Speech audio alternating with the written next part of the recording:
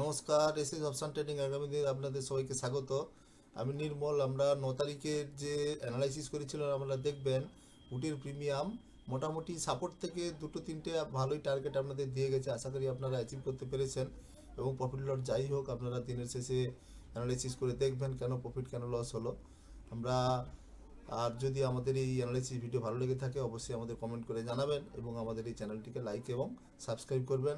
আমরা 12 তারিখের আগামী 12 তারিখের নিফটি এবং সেন্সেক্সের সাপোর্ট রেজিস্ট্যান্স অ্যানালাইসিস করে দেখাবো। প্রথমে আমরা নিফটির ইন্দামানির কলের প্রিমিয়াম এবং ইন্দামানির পুটের প্রিমিয়াম লাগিয়েছি। আমরা যদি সকালে দেখেন কলের দিকে সেলার রেশিও কম, তখন কল সাইডে একটা সাপোর্ট এবং রেজিস্ট্যান্সকে ফলো করে অবশ্যই আপনারা একটা ট্রেডের পরিকল্পনা নেবেন। অথবা যদি নিচে কোথাও এইসব জায়গায় মার্কেট ওপেন হয় তখন ইন্টারডেতে সাপোর্ট তৈরি করলে তখন সেখান থেকে একটা ট্রেডের পরিকল্পনা নেবেন।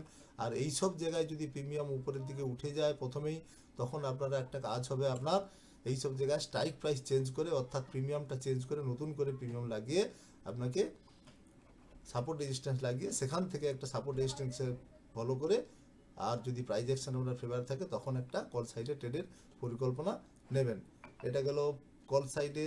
আর পুট সাইডেও আপনি দেখবেন, পুট সাইডে যদি সেলার রেশিও সকালে কম থাকে তবে সাপোর্ট রেজিস্ট্যান্সকে ফলো করে যেখান থেকে প্রিমিয়াম উঠে যাবে সাপোর্ট রেজিস্ট্যান্সের কাছ থেকে, সেখান থেকে আপনারা একটা ট্রেডের পরিকল্পনা নেবেন। অথবা যদি রেজিস্ট্যান্সকে ব্রেক করে নতুন ক্যান্ডেল তৈরি করে উপরের দিকে যায় তখন একটা ট্রেডের পরিকল্পনা নেবেন। অবশ্যই প্রাইস অ্যাকশন কিন্তু আপনার ফেভারে থাকা চাই। আর আমরা সবসময় বলেছি, আমরা এই যে লাইনগুলো টানি এটা কখনো ডট টু ডট হয় না। এর নিফটির ক্ষেত্রে 5-7 পয়েন্ট একটা উপর নিচে জোন হয়, উপর থেকেও হতে পারে অথবা নিচ থেকেও হতে পারে, তাই এটা আপনারা অবশ্যই ফলো করবেন।